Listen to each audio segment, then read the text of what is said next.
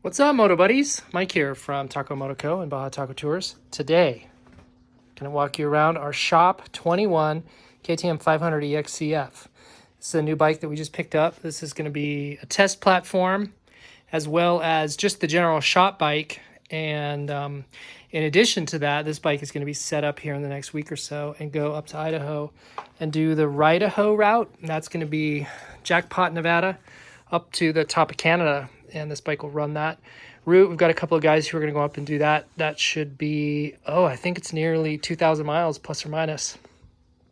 That's like the entire length of Idaho, through the mountains, single track, Forest Service roads, the smallest dirt roads possible, a little bit of pavement, but mainly emphasis on dirt, and that's going to be pretty exciting. So this bike will get a makeover, and there's going to be a lot of mods and really cool stuff that we're going to do to it, and we'll highlight that on its own video. That'll be a standalone thing. So what I wanted to do here was just give you an overview of a few of the changes that the 21s have received over the 20s, and then maybe just take another look at the generation improvement here from the 18-19s, 17 through 19 rather, and then now the 2021 is its own generation. And so let's take a look at some of those things. Now, starting here in the back, I know that a lot of guys have heartburn, rightly so, over this really obnoxious tailpiece. And luckily, what you've got here is a situation where there's just a few screws up here in the back, and you can pull these out.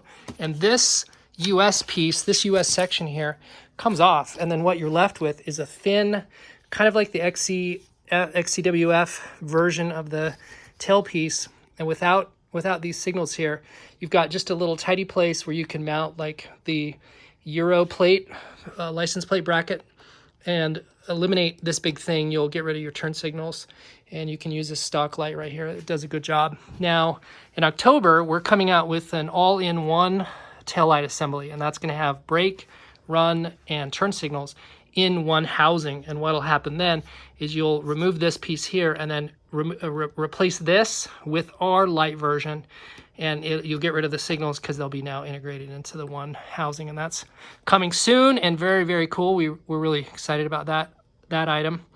As we all know, on these street legal bikes and the 50 states bikes, they have not only this little cheese grater screen in here, but inside of the outlet port there's the air dam, and I have another video that walks you through that, gives you what the options are if you wanted to modify the stock one, add a Pro Moto cap, or even like upgrade to an FMF or an aftermarket pipe, and the advantages of that. All of this stuff back here is typical KTM. It's a PDS rear end assembly. You continue to have a DDS type shock, not shock, but the clutch. And that has the bevel spring. That's the large round spring. So instead of having the individual springs, you've got the large round. These bikes in 20 came with the O2 sensors. And a lot of us have discovered, even on the XCWF bikes, which, everybody thought that would be a true dirt bike, and they're really not. They have the same emission control systems and are almost just as choked up as the EXC bike. And I made another video about that, and I still stand by my statement, and that is, I think it's probably a better way to go to just get the EXCF bike, get a plated bike, something that has a plated title. It'll have a higher resale value. You can ride it on the street. You don't have to fool around with doing the conversion. It's much easier to take a few things off than to add a bunch on and deal with your DMV. And in a lot of states, they're not going to plate that dirt bike. And so I really continue to support the concept of getting the EXC or the FES and turn it into a dirt bike rather than going the other way around. And that continues to hold true here, even in the 20s, or the 21s rather. So you notice some bold new graphics. I think that's controversial. It's not my favorite. I don't love it. I don't love that gray. I've talked to some guys who think it's super slick. Gray's trendy right now. I think one thing that's kind of cool is they've got this little plastic, the sticker back here on the plastics. They used to put that little 500 label down here, and that would peel off, and it was super annoying. And I think this is a much better way to go. It looks better, it's cleaner, and they don't have any of the size. And then in some of the other 17 through 19s, they used to have a little sticker right here that would give you an identifier about the size. So I think they've learned some good lessons about how to brand the model a little bit better. I think they've done a good job on that. Nothing has really changed on the 21 over the 20, except for they talk about something inside of the transmission, some sort of shift. How do they call it? They call it a shift locker in the transmission, and maybe that's something to be more, not so the transmission is less notchy. I have not studied that or investigated it, nor have I ridden this. I haven't even, well, I think I've started this once. So it'll be yet to be seen what that's about. They changed some of the valving on the suspension, so that's new for 21. Really, it's just cosmetic. It's BNG, bold new graphics, typical stuff.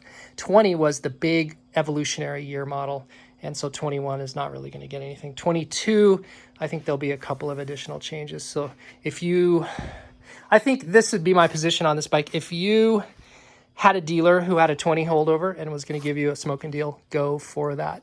There's no need, in my opinion, to seek out and try to get a 21. If you need a brand new bike and you always want the latest and greatest, for sure, do it. But I think you're going to be just fine with a 20. Let's see, just kind of looking this over, I don't really see anything else. Obviously, we know that it's just the graphics. So let's talk about some of the specs on the 20s versus the 17 through 19. So the claimed weight on the previous generation was 245, and then they had a compression ratio of 11.8. And now what they've got is a claimed weight of 240. So they say they've dropped 5 pounds, and then a compression ratio now of 12.75. So that's a nice improvement, and horsepower is up. Horsepower on the previous gen was claimed 41, and now it's about 43. So the stock bike is making more power with a higher compression piston, and you're going to need to run a little better gas. So that's one of the other things that are happening with these new higher compression engines is, so when we go to Mexico on this bike, I will need to sort out and work through bringing some octane booster, having that on me, and then meter that out, throw that in the gas as I fuel up down there, because typically we're getting 88 or 89. And so if you're in an area where you're getting that low fuel, you're going to need to up your octane to 93, and you'll have to figure out how to do that. And for some of us, that means we just carry it with us. It's not that big of a deal. Two-stroke guys are bringing two-stroke oil with them anyway, and so now you just have to pay that little extra special attention to your fuel needs. They've even changed the gearing. So if you remember the previous gen, very tall, 1445 on the gearing, which was great for like 109 miles an hour.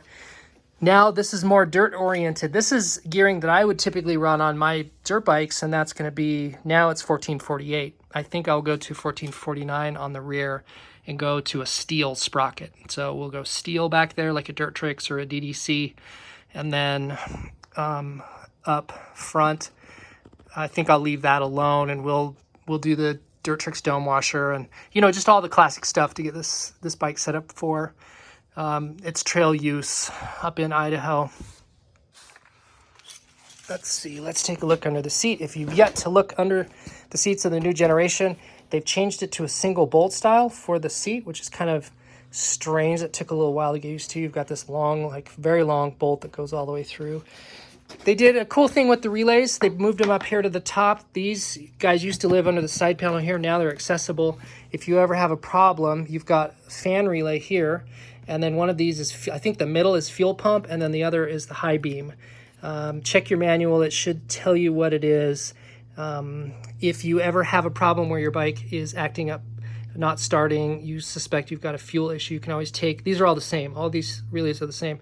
So you could take a known one, like the fan. You would probably assume that was working. You could swap these together with each other to try to determine if that was your problem. And then they've got the fuse block is here and super easy to get to. These two, here's something to note, these two fuses are spares. And you should always check your fuses with a meter. Never look at them with your eyeball in the sunlight. Use a meter or a test light to determine if they're good or not. And again, you can just swap these out to try to troubleshoot your bike if you've got some issue going on with it. This is your starter solenoid right here. It used to be on the side of the battery on the other generations of bikes. Now the Skyridge battery, they say it's a new one for 21. It looks the same as the other versions as far as my eye can tell. I don't know that they haven't changed the internals or not, but one thing that I do on every bike is I pull that Skyridge out and we put in something like the anti-gravity 8 cell. We've had a ton of failure. I just see failure after failure of these stock batteries, and they're not very strong. I think we get 240 cold cranking amps out of that anti-gravity 8 cell, so there's really no reason to not do that. That's something that we do on all our first out bikes. Let's see. Another thing you may want to look out for on the KTMs, well, and the Huskies too, is this engine mount. And I've seen these crack. I have not seen them in person, but on our Facebook groups, we've seen multiple times where guys will post pictures of this. And you know what they're doing here is they're just trying to shave weight, save it everywhere, and also give the chassis a nice feel and give it some good flex. And one of the ways they do that is having a motor mount that's got some flexibility built into it, and that means thin material. And because it's thin, it seems to be prone to some cracking. So that's something to be aware of. And it's not that big of a deal. If that cracked and you had to swap it out, you know, it's those 3 bolts and you're done. But guys are having problems where dealers don't have those in stock. So pay attention to this. So something else to be aware of is if you have a Husky. So let's jump over and talk about what's going on with Husky bikes. This is an aluminum subframe, and so it's like a ladder kind of affair, and you've got these 2 spars and they meet. There's a weld point out here, and then they come and they separate. One of your anchor points is up here, and if you had a Husky, it would be the exact same thing, and then you would have your anchor point down here, and this is all composite material on a Husky, but on our KTMs it's aluminum. So these crack, and that is a big deal. You could lose your entire back end, and I've seen pictures of guys who don't finish races because these snap out. You take I mean, I've heard of guys that just do a big jump and they land on with their butt on the seat, and all that extra pressure comes down. This is the load carrier point for that, and that snaps off, it shears off, and then you lose the whole subframe, and the whole back end of the bike just sort of collapses down onto the rear tire. So if you've got a Husky, hopefully you have a good relationship with your dealer, and hopefully KTM will do some sort of recall on that and an upfit to a more beefy situation. And I also know of some guys who've decided not to go with the Husky on the 20 Plus because of that, and they've gone with the KTMs because they're aluminum subframe. I just don't think there's any way you can retrofit an aluminum frame with that. I mean, there might be some guy out there who comes up, a clever guy who comes up with some sort of situation to do that, but I don't see how it's possible. So you don't have anything to worry about or look out for on the KTMs. This is just pointing that out on the Huskies. And then up in here, you've got your tail light connectors. On the other bikes, it's up here by the battery. Now it's down here. This is your data point connector. The dealer would go into that if he's going to do any diagnostics on that connector right there. Everything else is just, it's all the same. In fact, if you have any bike going back to 12, any of these EXCF e-bikes back to 12, all of this stuff in here is just, you know, generationally about the same. You've got the vapor recovery system right here. We've got videos on that. We're going to upgrade the plastic bottom of the fuel tank connector to metal. We've got a good one of those. We'll put on like a Golan or a zip tie fuel filter. You know, I won't go into any of those upgrades that we're going to do because that's going to be covered in another video.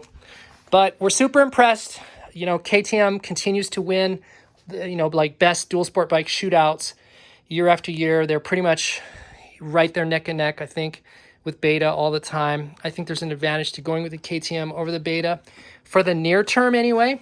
One of the things, let's talk about upgrading the power, and that's the main complaint that guys will have with the KTM bikes or Huskies over the Beta, because the Beta essentially comes fully tuned. That is to say, like, it's not EPA regulated, because Beta continues to be a small volume manufacturer and escapes the higher level restrictions that KTM is under because of their volume. So it used to be the case that you had to spend a lot of money if you wanted to open up, right, get access to the full power and availability, converting these bikes to like a dirt bike for off-road use. And when we go on our Idaho trip, we're gonna bring some of these things with us. So we're gonna test out, and we're very familiar with the EJK, the Dobek EJK derivative tuners. This particular one is the JD version. We'll bring that with us. And then we've got a Get ECU, Vortex, and then Power Commander, which has come on the scene lately with our custom maps. And these are fantastic. We're making near the same power as we're getting out of the Get and the Vortex out of the Power Commander with no bells and whistles. Now over here we've got multiple maps we can switch to. We've got a map switch, and here we've got like our barometric pressure sensor on here, Wi-Fi tuning, 2 custom maps, Takomoto maps that we put in there. So each one of these, and then here we very similar to the other piggyback tuner, no bells and whistles, but corrected fueling. And all of these are great, and all of these hit a particular rider at a particular price point, and they're all fantastic. And so I'm going to bring all of these with us on that Idaho ride, and we're just going to continue to just test and observe kind of how they do in different situations. Probably what I'll end up doing on this personal bike is just throw a Promoto cap on there and leave it. I will bring the FMF. I'm so hesitant to ride on it much because it's expensive, and it's also sexy and beautiful and gorgeous, and I just don't want to see it get banged up in the mountains. And I'll probably bring the header pipe too. We've got these in stock now, and they're just insane. It looks so good. They've got the O2 bung, which we won't use. We'll blank that off because, as you know, one of the things that's going on with the stock ECU is it's under the influence of the O2 sensor. These 2 devices do not use the O2 data. The Dynojet has a workaround, and so we're not using O2 data on the Dynojet. So these 3 items, we're going into open loop on the ECU tuning, and the stock ECU stays in open loop. It goes into closed loop with the O2 sensor, and then the JD also is under the influence of the O2. And so these guys over here will trip into closed loop, and then these guys are open loop. And we're getting better power, better performance, better numbers, better rideability when the bike is in the open loop mode, and that's what we've got with these products. So there's an advantage to the 3 of these over what you get out of these guys, but there's a price point difference to all of these, and there is a rideability difference. And so on that ride, we'll sort of exploit and experiment and get a feel for all those. So as far as the bike, KTM just continues to really exceed expectations with these machines. Yes, they do take some work and a little bit of money to extract all that full power, and you don't have to go all the way to like an FMF and an aftermarket ECU. Promoto cap does a great job for like $149, and the Power Commander's $399. So you've got a small investment to really extract out the full power of these machines. Yeah, and I also know of guys who will get in here and they'll dig out the end cap of this, and then they will take out, there's a blocking bung that's down here on the inside of that cap, and I have videos that break that down. And if you're careful enough, you can extract the bung, fold over, and preserve the spark arrestor screen in there, get out this cheese grater, and you'll be in the neighborhood of what you'd be with the Promoto end cap, or even like a full slip-on. So pretty impressive. You've got to be able to do that surgery yourself and know what you're doing, but you can extract out a nice power bump by doing that, and then throw a tuner on there, and off you go. So is it a big deal? No, absolutely not. We're also going to do some suspension. We're going to do tires. There's a lot of stuff we're going to do with this bike. So the 21 KTM 500 EXCF, great machine. I'm super stoked to have this in our fleet, and I'm excited to take this up to Idaho, and we'll let you know how that goes with future videos. And if you have any questions you'd like to ask about this bike, or if you have comments about your experience with this bike, or the subframe issue that we talked about on the Husky, or the engine mounts, or any other items that you see as sort of chronic long-term components to be aware of, let us know in the comments. And as always, go out, get some adventure.